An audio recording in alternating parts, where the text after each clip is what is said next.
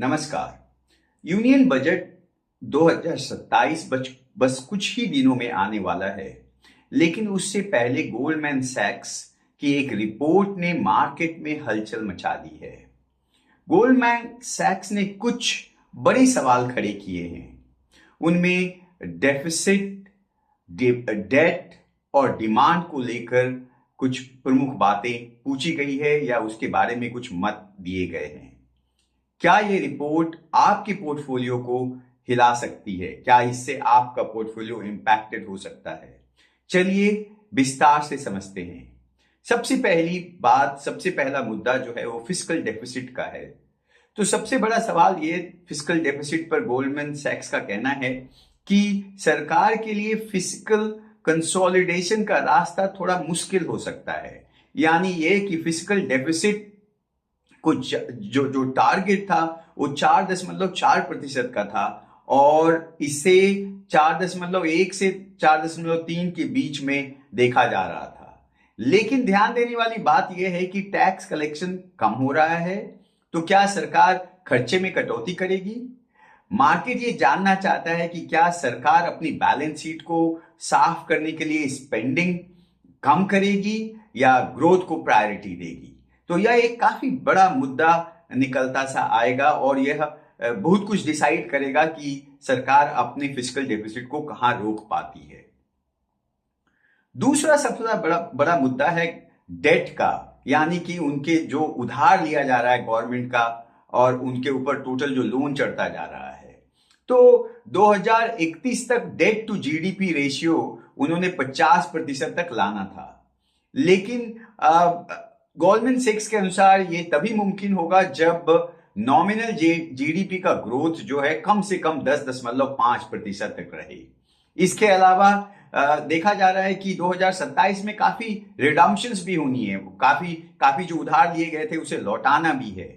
तो यहां पर यह काफी इंपॉर्टेंट होगा बॉन्ड यील्ड को कंट्रोल करने के लिए, और इस कारण से इसका जो कनेक्शन है वो रेट ऑफ इंटरेस्ट से होता है और फिर गवर्नमेंट के लिए यह परेशानी हो सकती है कि ऐसी परिस्थिति में जबकि गवर्नमेंट को बोरोइंग करना पड़ेगा, तो वैसी स्थिति में कैसे गवर्नमेंट रेट ऑफ इंटरेस्ट को कम ला पाएगी।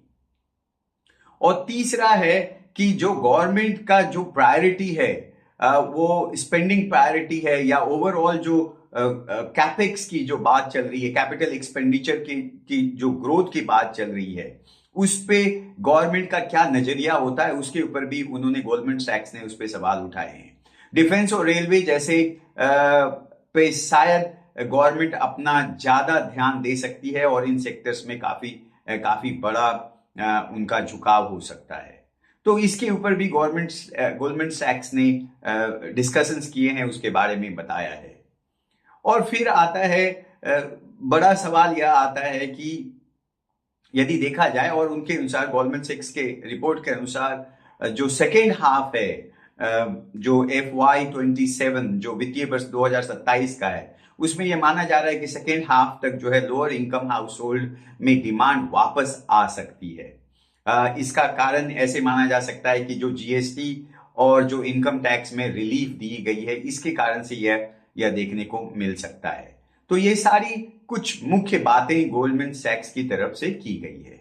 अब ये समझते हैं हम, जैसा कि मैं हमेशा ये अपने वीडियोस में करता हूं, कि हम समझते हैं कि रिटेल इन्वेस्टर्स को इसमें किस तरीके से क्या सोचना चाहिए, इसमें क्या समझने के लिए है। तो सबसे पहली बात है कि आप फोकस करें क्वालिटी पे। डेफिसिट और डेट की चिंताओं में उन कंपनियों पे ध्यान रखें जिनका बैलेंस शीट काफी बढ़िया है, जो कंपनियां अभी के दौर पे भी अच्छा कर पा रही है।